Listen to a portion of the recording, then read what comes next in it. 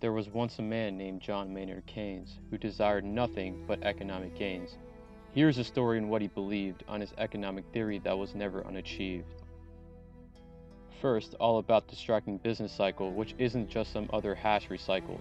Increasing GDP means economic expansion, while decreasing GDP means economic contraction.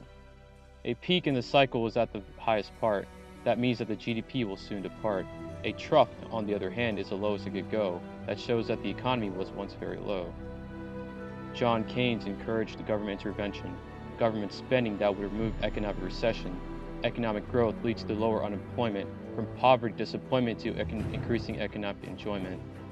Hayek thinks that markets are unplanned and spontaneous, that can correct themselves over time, not instantaneous.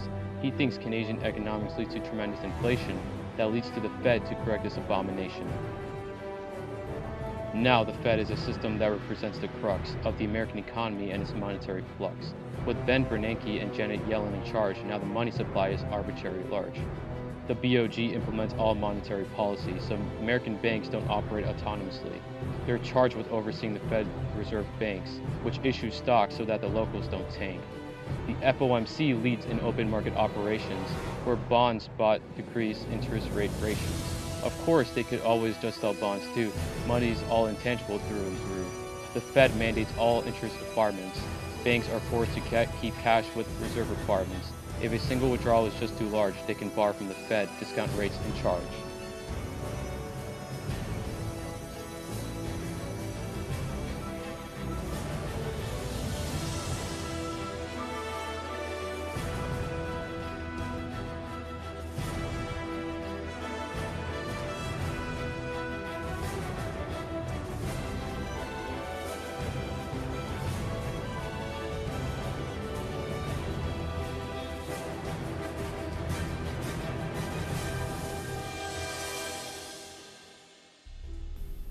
So Keynes advocated for the government, quite so, indeed, which goes against true capitalism, as it was agreed. Hayek didn't realize the mistakes which were increasing, like the Great Depression with its poor standard of living.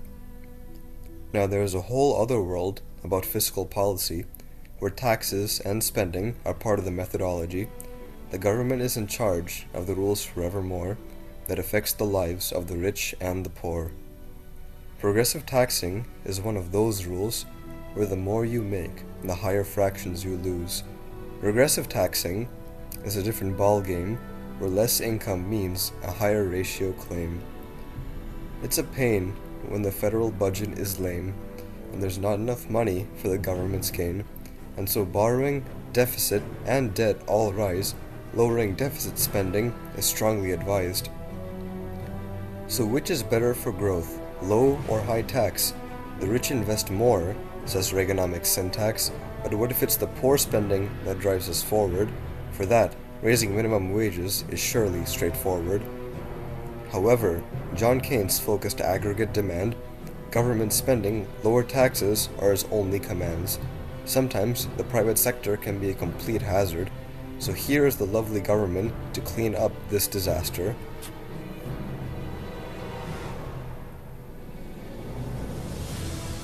Marginal benefits outweigh marginal costs. At least in Keynesian economics, that's its train of thought. Lower unemployment might not fix inflation, but that's opportunity cost that helps this entire nation. Supply and demand are basic principles. Keynes with his gains, who is better than his reciprocal. Hayek must be tripping about what he once assumed. So let's do him a favor and take him to Silver's classroom.